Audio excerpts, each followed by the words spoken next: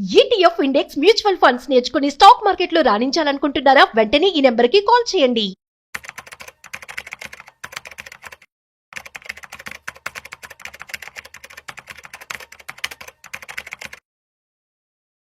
Hello sir, నమస్తే. నమస్తే అండి. యా సో అంటే స్టాక్ మార్కెట్తో సంబంధం లేకుండా ఫర్ సపోజ్ ఒక కామన్ జనరల్ మ్యాన్ ఒక 10 లక్షలు వాళ్ళ దగ్గర ఉన్నాయి, యాజ్ ఎ పార్ట్ టైం అంటే ఆయన జాబ్ వదలకుండానే ఒక మంత్లీ తనకి ఒక డివిడెంట్ అమౌంట్ రావాలి అని అనుకుంటున్నారు అనుకోండి. సో అలాంటప్పుడు ఎలాంటి కంపెనీస్ లో మనం ఇన్వెస్ట్ చేస్తే మంత్లీ ఇంత డివిడెంట్ మనకి వస్తుంది అని ఎక్స్పెక్ట్ చేయొచ్చు అంటారు? అలాంటి ఒక 15-20 కంపెనీస్ మనకి షేర్ చేస్తే. తప్పకుండా అండి. ఇది ఒక ఏంటంటే అనలైజేషన్ లాగా మీకు ఇస్తున్నాము. అంటే ఎవ్రీ కంపెనీ ఏంటంటే ఎవ్రీ 3 monthsకి ఒకసారి వాళ్ళ కంపెనీ పర్ఫార్మెన్స్ చెప్పాలి. ప్రాఫిట్ లాస్ స్టేట్మెంట్ కానీ వాళ్ళు ఏం చేశారు అనేది, ఇది మ్యాండేటరీ అనమాట. Okay okay. సో అంటే ఇప్పుడు ఏమవుతుందంటే, ఇప్పుడు మార్చి ఫైనాన్షియల్ ఇయర్ ఏప్రిల్ తీసుకుంటే ఏప్రిల్ నుంచి మళ్ళీ మార్చి వరకు ఎవ్రీ క్వార్టర్ ప్రతి కంపెనీ కూడా డివిడెండ్స్ వాళ్ళు ఆ కంపెనీ పర్ఫార్మెన్స్ డిక్లేర్ చేయాలి, చూపించాలి. ఓకే. అదేమవుతుందంటే ఇప్పుడు ఏప్రిల్లో మనం కనుక మార్చిలో తీసుకుంటే సపోజ్ ఫైనాన్షియల్ ఇయర్ మార్చితో క్లోజ్ అయిపోతుంది కదా. ఏప్రిల్లో కొన్ని కంపెనీలు రిజల్ట్స్ వస్తాయి, కొన్ని మేలో ఇస్తాయి. అది మార్చివి ఆ క్వార్టర్లీవే మార్చిలో ఇస్తాయి. ఏప్రిల్ మే కొన్ని జూన్లో ఇస్తుంటాయి. అంటే ఆ 3 నెలల లోపు ఈ రిజల్ట్స్ ఇవ్వచ్చు. ఆల్మోస్ట్ ఏమవుతుందంటే ఏప్రిల్ మే ఎండింగ్ కల్లా మ్యాక్సిమం కంపెనీస్ అని ఇస్తాయి, కొన్ని జూన్లో ఇస్తాయి, మళ్ళీ జూలైలో మళ్ళీ 3 నెలలు అయిపోతుంది. సో ఇలా చూసుకుంటే ఏమవుతుందంటే నెల కూడా కొన్ని కంపెనీస్ అక్కడ డివిడెండ్స్ ఒక ప్లాన్ లాగా చేసుకుంటే కొన్ని కంపెనీస్ డివిడెండ్స్ ఇస్తుంటాయి. ఇప్పుడు మేమేంటంటే ఒక ఎగ్జంప్షన్గా అంటే ఇందులో 80% వరకు కరెక్ట్ ఉన్నాయి. సో అలాంటి ఎవ్రీ మంత్ ఒక కంపెనీలకి డివిడెండ్స్ ఇచ్చే కంపెనీలు ఏమి ఉన్నాయి అని చూసుకుంటే మీకు ఒక లిస్టు ఇస్తున్నాం మేము. సో వీటిల్లో మీరు ఇది ఓన్లీ వ్యక్తిగత అభిప్రాయమే, మీరు 100% ఇది అవుద్దని లేదు. ఆ క్వార్టర్లో ఆ కంపెనీ ప్రాఫిట్స్ రావాలి, వస్తేనే వాళ్ళు డివిడెండ్ ఇవ్వగలుగుతున్నారు. మీకు ఒక మోడల్ పోర్ట్ఫోలియో లాగా ఇది మీకు ఎగ్జాంపుల్ కింద ఈ కంపెనీస్ చెప్తున్నాం. మీరు కూడా ఎడ్యుకేషన్ పర్పస్ కింద తీసుకోండి ఇది. సో ఫస్ట్ ఏంటంటే ఇప్పుడు జనవరిలో చూస్తే విప్రో కానీ టీసీఎస్ హెచ్సిఎల్ టెక్ ఈ మూడిట్లో ఎక్కువ ఈ 3 కంపెనీలు డిక్లేర్ చేస్తుంటాయి డివిడెండ్స్. అంటే ఆ రిజల్ట్స్ ఈ విప్రో టీసీఎస్ హెచ్సిఎల్ ఈ కంపెనీస్ ఎక్కువ చేస్తుంటాయి. ఇది జనవరి. ఓకే. ఫిబ్రవరి తీసుకుంటే ఈ ఓఎన్జీసీ, ఐటీసీ, ఎంఆర్ఎఫ్ ఈ కంపెనీలు ఆ రిజల్ట్ ఏంటంటే డిసెంబర్ రిజల్ట్నే ఫిబ్రవరిలో ఇస్తుంటాయి. ఓకే. సో రిజల్ట్ ఇవ్వడంతో పాటు వాళ్ళు ఏంటంటే ప్రాఫిట్స్ ఉంటే డివిడెండ్స్ ఇస్తుంటారు. డివిడెండ్ ఎక్కువ ఫిబ్రవరిలో జరుగుతుంటాయి. ఈ ఓఎన్జీసీ కానీ, తర్వాత ఐటీసీ కానీ, ఈ ఎంఆర్ఎఫ్. తర్వాత మార్చి తీసుకుంటే ఈ క్రిసిల్ ఒకటి, ఎస్బీఐ కానీ ఎస్బీఐ కార్డ్ ఇవి మార్చిలో ఎక్కువ ఇస్తుంటాయి. అంటే డిసెంబర్ రిజల్ట్ని మార్చిలో ఇస్తున్నాయి. ఓకే. సో ఇప్పుడు మళ్ళీ ఏప్రిల్ చూసుకుంటే ఏంటంటే మళ్ళీ ఐటీ కంపెనీలో ఏప్రిల్లో మీకు ఇన్ఫోసిస్, టెక్ మహేంద్ర, బ్రిటానియా ఇవి ఎక్కువ రిజల్ట్స్ మళ్ళీ మార్చిది ఏప్రిల్లో ఇమీడియట్గా ఇస్తుంటాయి. సో ఇప్పుడు క్వార్టర్ అయిపోయింది కదా, జనవరి, ఫిబ్రవరి, మార్చి అవగానే ఏప్రిల్ ఏం చేస్తుంటే ఐటీ కంపెనీస్ ఇమీడియట్గా ఇస్తాయి. వాటిల్లో ఏంటి టెక్ మహేంద్ర కానీ, తర్వాత ఈ ఇన్ఫోసిస్ కానీ, బ్రిటానియా కానీ ఇస్తుంటాయి. మళ్ళీ మార్చ్ అయిపోయాక ఏప్రిల్ అయిపోయాక మేలో ఏంటంటే HDFC bank, state bank, ICICI bank ఇవి క్వార్టర్ మంత్ అవ్వగానే బ్యాంక్స్ ఫస్ట్ ఇస్తాయేమో కదా. అదే సెకండ్ మంత్ లో ఇస్తుంటాయి. ఒక్కోసారి ఏమవుతుందంటే 20 తర్వాత ఇస్తుంటాయి, అవి నెక్స్ట్ మంత్ కి డివిడెండ్స్. అందుకని హెచ్డిఎఫ్సి బ్యాంకు, ఆ తర్వాత ఈ ఎస్బీఐ, టాటా మోటార్స్ ఇవన్నీ కూడా మనం మేలో ఎక్స్పెక్ట్ చేయొచ్చు.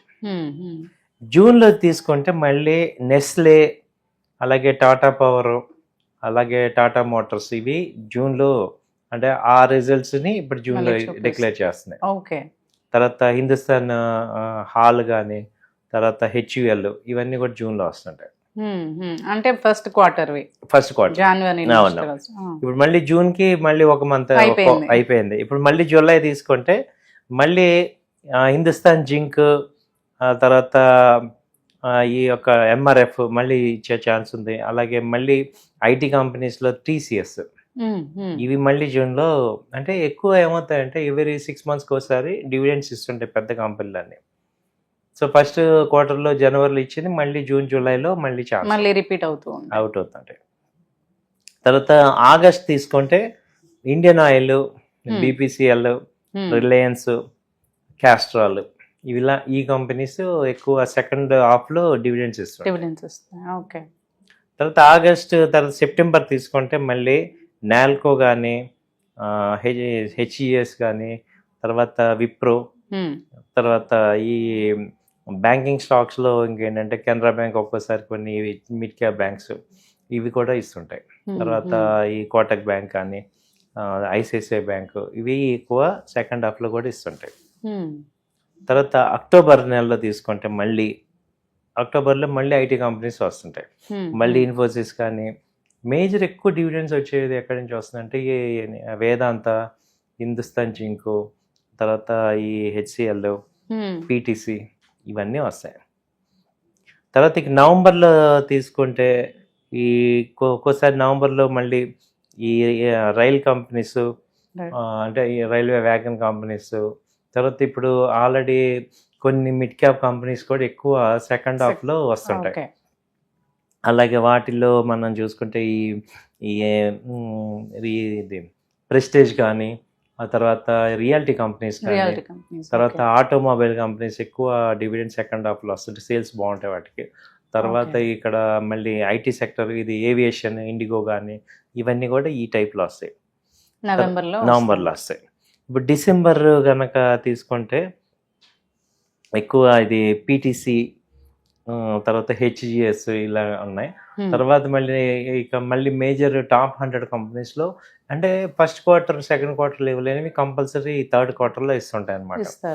సో మేజర్ కంపెనీస్ అంటే ఫండమెంటల్గా స్ట్రాంగ్ ఉన్న కంపెనీస్ అన్ని కనీసం ఒకసారి ఇస్తుంటాయి సార్. అంటే ఇందులో అన్ని మోస్ట్లీ మనకి ఐటీ అండ్ ఆటోమొబైల్ కన్స్ట్రక్షన్ కొంచెం ఎక్కువగా ఉన్నట్టున్నాయి. అంటే వేరేవి ఇలాంటి పర్ఫార్మెన్స్ ఇవ్వవు అంటారు. అంటే డివిడెండ్ అంటే ఎక్కువ ఎలాంటి కంపెనీస్ ఇస్తున్నాయంటే ఇప్పుడు ఐరన్ ఓర్ ఎర్త్ ఉండు హిందుస్థాన్ జింక్ కానీ, నాల్కో కానీ అలాంటి కంపెనీస్, వేదాంత స్టీల్ కంపెనీస్, టాటా స్టీల్స్ అంటే ఒక రకమైన మోనోపల్లి ఎంజాయ్ చేసే కంపెనీస్. తర్వాత భారత్ ఎయిర్టెల్ కానీ, ఈ రిలయన్స్ కానీ, తర్వాత నెక్స్ట్ ఐటీ కంపెనీస్, ఐటీ బాగా ఇస్తాయి అన్నమాట డివిడెండ్స్. తర్వాత బ్యాంకింగ్ లో చూసుకుంటే ICICI, HDFC, mostly banking and next finance కంపెనీలు ఇస్తాయి, చోళమండలం కానీ, శ్రీరామ్ ఫైనాన్స్, తర్వాత ఇవి ఇస్తుంటాయి. ఇంకా అంటే మామూలుగా మనకి ఫార్మా కూడా బాగానే పర్ఫార్మ్ చేస్తుంది కదా. ఫార్మా కూడా ఇస్తాయి, మర్చిపోయాను అసలు సెక్టర్ ఫార్మాలో ఈ టాప్ కంపెనీస్ అన్ని ఇస్తాయి. లైక్ ఇది డాక్టర్ రెడ్డిస్ అని, తర్వాత ఈ సిప్లా, రాంబాక్సీ, సన్ ఫార్మా, దివీస్, అపోలో హాస్పిటల్స్ ఇవన్నీ కూడా ఫార్మా బాగా ఇస్తారు. అదే మనకి ఆటోమొబైల్స్ మోస్ట్లీ ఫార్మా ఇవే ఉన్నాయి అనుకుంటారు. బట్ రియల్టర్స్ చూసుకుంటే రియాలిటీలో ఏంటంటే కొన్ని సెలెక్టివ్ ఇస్తుంటాయి. ప్రెస్టేజ్ అని అంటే బాగా పర్ఫార్మ్, టాటా కూడా ఉన్నట్టుంది కదా. టాటా కూడా ఇప్పుడు మనకి అవునండి ప్రాజెక్ట్స్ ఉన్నాయి. సో ఇవన్నీ కూడా ఇస్తుంటాయి. సో అంటే ఏంటంటే 1-2 సార్లు ఇవి చూసుకొని మీరు మంత్లీ వైజ్ గా చూస్తే ఇది ఒక డేటా వైజ్ గా మీకు ఇస్తున్నాం, ఇలాగే జరగాలని లేదు. But based on previous performances ఏవైతే ఉన్నాయో ఇవి కొంచెం సెలెక్టెడ్ గా చేస్తాయని అంటున్నారు. సో ఎవరన్నా ఇన్వెస్ట్ చేయాలి అనుకునే వాళ్ళు వీటిని కొంచెం పెట్టుకుని సేఫ్ సైడ్ లో కన్సిడర్ చేసుకొని మన అడ్వైస్ తీసుకుని మీ ఫైనాన్షియల్ అనలిస్ట్ ని కనుక్కొని చేసి we have to take this decision. Thank you so much. నమస్తే.